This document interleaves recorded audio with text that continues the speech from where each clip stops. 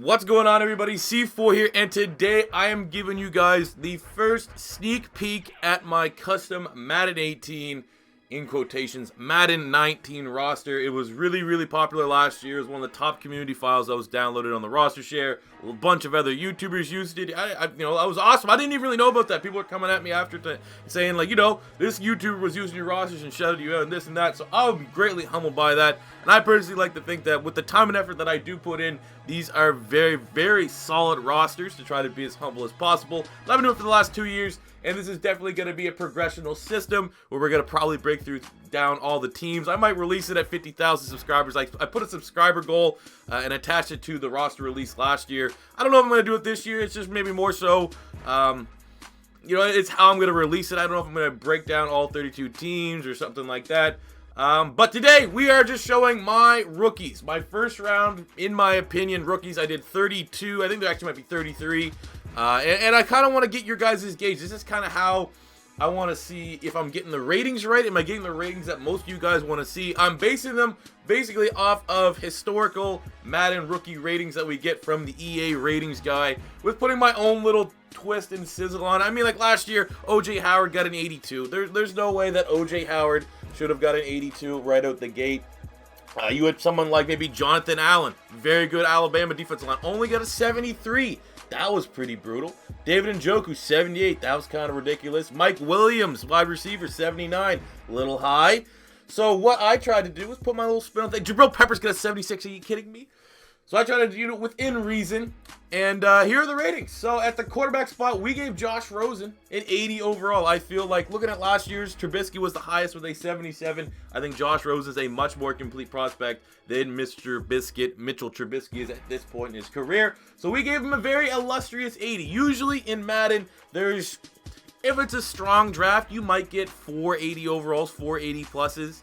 I think more 80s is better, but you need to do it in moderation, or else it doesn't really mean anything when you give a rookie an 80 overall. So that's kind of what I did here. I only gave the truly special prospects an 80 plus. So Rosen is an 80. I don't really know if you want to go through all the stats. That'll probably take too long to go through all the individual stats for each player. But like I said, eventually time will come where you guys can download these rosters and you can take a sneak peek at their key stats. Like I said, I could do it, but that'd be like a 30-minute video. So I'm just going to show you the base overalls, just to let you guys wet your whistle with my rosters. So we give Sam Darnold here a 77 overall. Sam Darnold, I think where we gauge him is fairly similar to Mr. Trubisky. So I think 77 is a good starting point here. We gave Baker Mayfield a 76. We gave Lamar Jackson that 91 speed, 92 acceleration. I think Lamar Jackson's going to run the 4.3s. Get that, Marcus Mariota RG3 type speed. 76, and then we gave Josh Allen a 75. Now, these are all the quarterbacks that I did for, like the first wave of creating prospects. Obviously, maybe Mason Rudolph or Riley Ferguson can get added later on. But anyone that's ever done anything with rosters, there's limitations to how many players you can create. So I made sure for like the actual create a player, I hit on my first 32, 33 prospects, because those are the guys that I really want. And then later on, I'll just be modifying undrafted rookies, or just rookies that don't have pictures, into actual players. So there's my quarterback class, and it's looking pretty good. I think most people will agree with these ratings, to be honest with you. Look at the running backs. We gave Saquon Barkley an 82 overall. Look at the running backs last year for comparison. Fournette got an 81. McCaffrey got an 81. If that's the standard they're setting, and more so looking at the top player in last year's draft class, Myles Garrett got an 83. I feel like putting Saquon Barkley at 82 is pretty damn fair. I think, in my opinion, he's the best running back prospect I've ever scouted, in quotations. And I definitely think he's going to be a beast as a rookie. And then we gave Darius Geis, the other running back, a 78 overall. I think Darius Geis is a very legitimate first-round running back. I mean, when you compare him to Fournette and McCaffrey, I think, yeah, Darius Geis is a little bit below Fournette and McCaffrey. So I think maybe 79, slight bump. I don't know if I can give him an 80 or anything crazy like that. I think 78 is a good starting point for Darius Geis. And these are the only two running backs we've used so far. Trust me, we can add Sony Michel, Nick Chubb, Ron Jones, Kerryon John, all those guys at a later date. Like I just said, I want to get the base roster down and want to kind of get what you guys were saying and a feeling with the ratings before I went all in and created all the rookies. Usually, last year, I think we created almost up into the third round of legitimate prospects. So it was almost 100 some.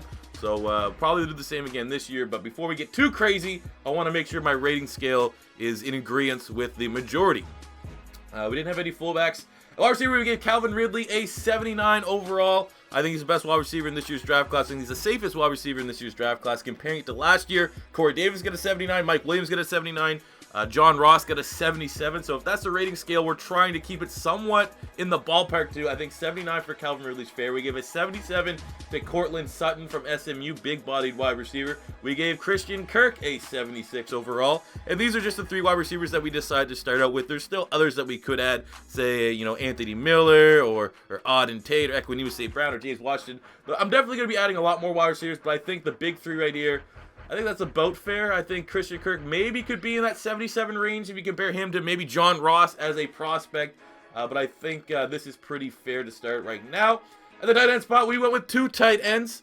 We went with first Mark Andrews from Oklahoma, who we gave a 78 overall. Look at the ratings last year, as I stated at the top of the video. O.J. Howard got a fairly ridiculous 82 overall, which I really did not agree with, but it is what it is. Evan Ingram got a 75. David Njoku got a 78.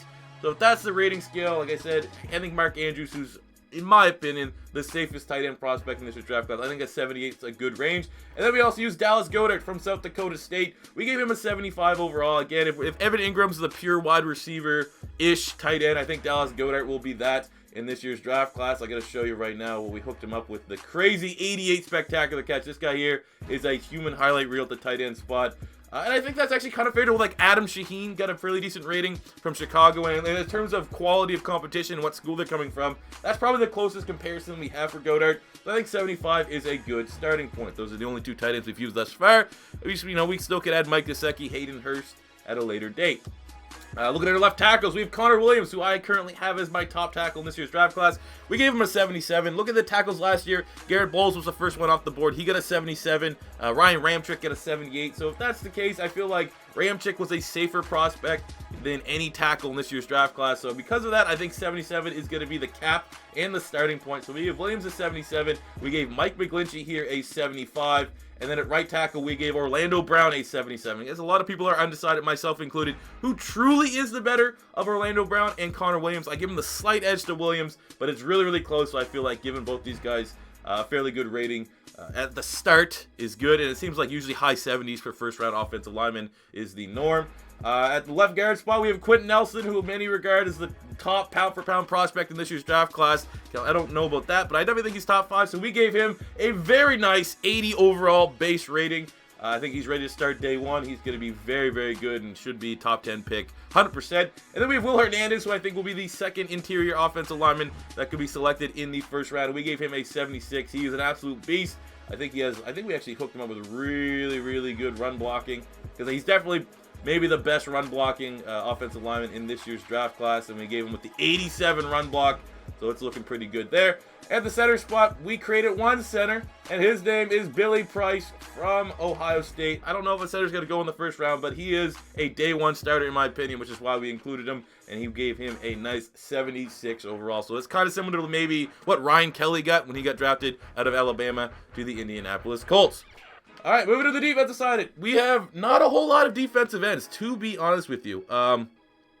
This is one of those positions where, like, I didn't use Marcus Davenport, no Sam Hubbard, no Arden Key yet, because it's, you know, the draft class is kind of tough. But we are starting here with Harold Landry. We gave him a 74 overall. I think he's a little bit of a project player, but still a 74 is kind of low end of what some of these ratings get. Like I said, last year we saw Jonathan Allen get a 73. Defensive ends, I mean, Tack McKinley got a 75, Derek Burnett got a 75, Myles Garrett got an 83, Taco Charlton got a 75. So I think 74, 70, I might be able to bump up to 75 if you want to persuade me a little bit. At the other defensive end, we gave Bradley Chubb a 79 overall. He's, you know, pretty much looking like a consensus top 5 pick. He's an absolute beast. So I feel like 79 for Chubb. I mean, he's not in the Myles Garrett territory, but I think when we're rating defensive linemen, you probably would have to put Bradley Chubb a little bit ahead of, say, Tack McKinley, Taco Charlton, Derek Barnett. 79 may be kind of high for some of you guys. Some of you guys may think 77, 78. I definitely could downgrade that if you think 79 is too high.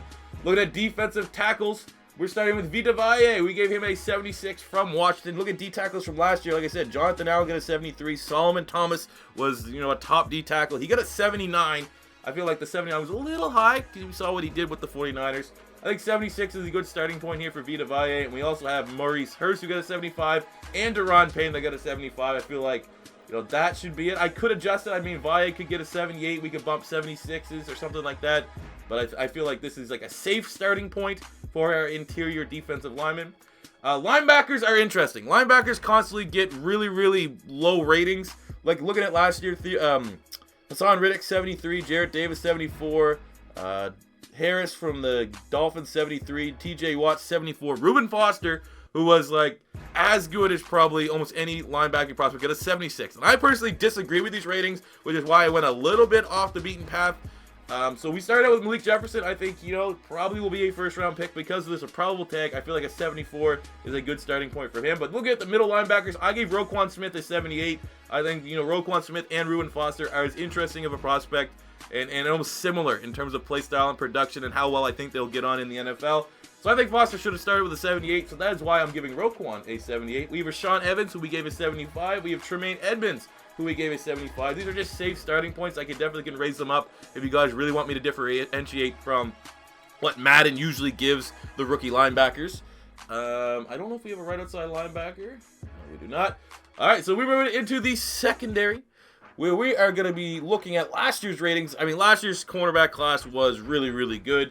We have Denzel Ward here and Josh Jackson both getting 77s. Looking at last year's class, Tre'Davious White 78, Marshawn Lattimore 76, Garyon Conley got a 75, Marlon Humphrey 75, Adoree Jackson 74. So knowing that, you know, 75, between 75 and 78 is where they like to put the corners. I think giving both 77s to the guys that are probably 1A, 1B right now in terms of quarterback rankings is a good starting point. We gave Isaiah Oliver from Colorado, who I think will also be a first-round pick, a 75 overall, very comparable to, like I said, you know, Garyon Conley, Marlon Humphrey type role. And that's the only corners we started out with. Obviously, we could look at adding maybe Carlton Davis or Tavares McFadden, stuff like that at a later date. Now, checking in with the safeties. This is a very good safety class. Looking at last year's safeties, Jamal Adams, the top one, got an 81. Malik Hooker, 76. Jabril Peppers got a very overrated 76. So we gave Minkah Fitzpatrick an 81. Of course, his last name, there's no Z because obviously the character limit, which is incredibly frustrating. There's no way around it. I tried modifying an old prospect to see if it gave me extra limits because clearly there's players with longer last names in this game. So I figured I either could go make it Fitzpatrick with a C ending, no K, or Fitzpatrick. It's spelled out that way. I think that's the best way, but there's going to be no rosters that have his full name. So I think 81, though, anyways, for Minkah Fitzpatrick is a very solid rating. Maybe a little high. I can see maybe people debating that he should be maybe a, you know, an 80 or a 79 or something like that. But I think he's definitely a top 5 prospect in this year's draft class. And then we have to look at the strong safeties. We gave Derwin James a 78 overall. Very, very solid player. I definitely think if Jabril Peppers gets a 76, Derwin James is clearly a 78. And we gave Ronnie Harrison from Alabama, who should be a first-round draft pick, a 75 overall. So there you go. We didn't add any kickers or punters yet. No love for Johnny Townsend or Dixon, any of those guys. I probably will make them at some date. But that is a sneak preview here, guys, at all my first-round rookies for my current roster. Again, I'm looking for feedback on if you think the rating scale is on point. Yeah, and any other prospects you think I must add, not skip over. You know, you can make the debate in the comment section. But there you go, guys. That's my rosters. As always, smash the like button because the more likes, the more likes I get on these videos, the more the likelihood I'm going to release these sooner or later because I hear you guys chomping the bit that you want to play with them. That's pretty much does it for me, guys. So, you know, subscribe if it's your first time stopping by because I eventually will be leaking these rosters first out to my subscribers. And yeah, thank you for watching. Until next time, it's C4 saying peace